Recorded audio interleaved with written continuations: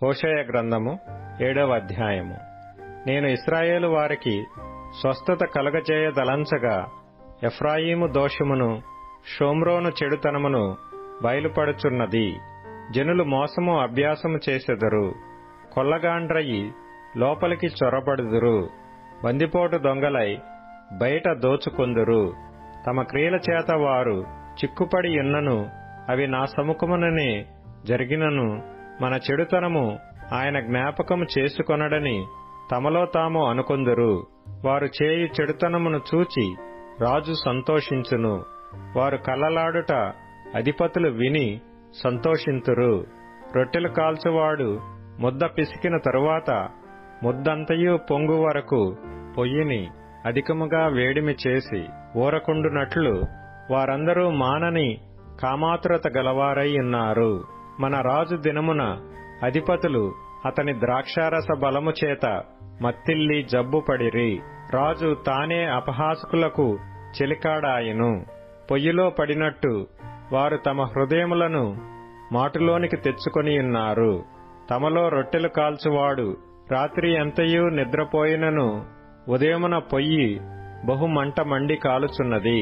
పొయ్యి కాలునట్లు వారందరూ బహుమంట మండి తమ న్యాయాధిపతులను మృంగివేయుదురు. వారి రాజులందరూ కూలిరి, వారిలో నన్ను స్మరించువాడొకడునూ లేడు. ఎఫ్రాయిము అన్యజనులతో కలిసిపోయెను. ఎఫ్రాయిము ఎవరినూ త్రిప్పివేయని అప్పము వంటివాడాయెను. అన్యులు అతని బలమును మృంగివేసినను అది అతనికి తెలియకపోయెను. తన తల మీద నెరసిన వెంట్రుకలు కనబడుచున్నను అది అతనికి తెలియదు. ఇశ్రాయేలుకున్న అతిశయాస్పదము అతని మీద సాక్ష్యము పలుకును. ఇంత జరిగినను వారు తమ దేవుడైన యెహోవా యొద్దకు తిరుగక యున్నారు, ఆయనను వెదకక యున్నారు. ఎఫ్రాయిము బుద్ధిలేని పిరికి గుండెగల గొవ్వయాయను.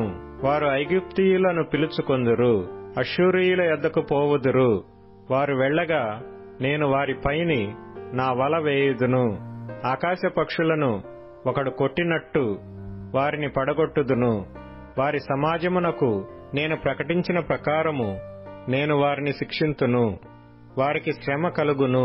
వారు నన్ను విసర్జించి తప్పిపోయి ఉన్నారు. వారికి నాశనము కలుగును. వారు నా మీద తిరుగుబాటు చేసి ఉన్నారు. వారికి క్షయము సంభవించును. నేను వారిని విమోచింపకోరి ఉన్నను వారు నా మీద అబద్ధములు చెప్పుదురు.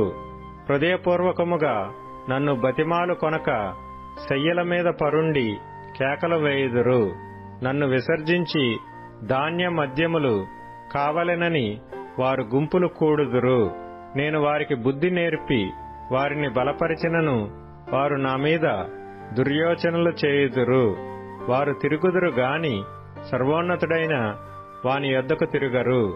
వారు అక్కరకు రాని విల్లువలేనున్నారు. వారి అధిపతులు తాము పలికిన గర్వపు మాటలలో చిక్కుపడి కత్తిపాలగుదురు.